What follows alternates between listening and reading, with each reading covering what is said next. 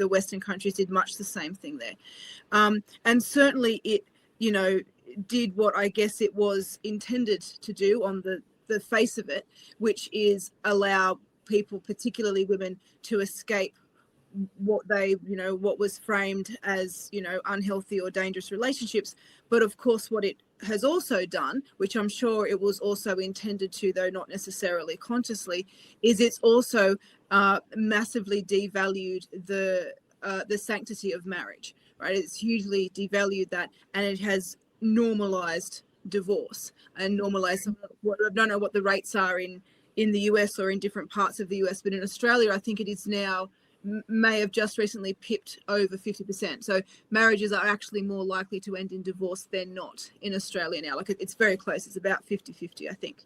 And so it is, that makes it very difficult, because I think one of the things that kept couples together in the past, when divorce was much less common, was the fact that divorce was much less common. Like, it's important not to underestimate the influence of social norms on individuals' behavior. Like, this is where I think that the kind of libertarian views can fall down a little bit, where they sort of imagine a utopia where everybody can just do whatever they want under their own individual motivations, but they fail to recognize that such a world doesn't exist, because so much of what any individual person does is just dictated by the center of gravity of what everyone does. And so it does become much harder in a world where divorce and where separation and divorce and dissolution of marriage and long-term relationships is the norm. That makes it harder for everybody to keep those together. But I think, that's, that is that's something that has moved much more in that direction much more recently.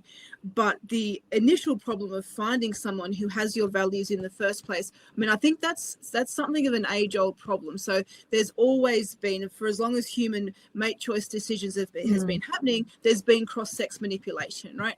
Both sexes have been attempting to deceive members of the opposite sex in order to attempt to impress them, attract them, whatever. And there's obviously, again, there's a tension between some level of sort of, presenting yourself in your best light to make you look as attractive to them as possible.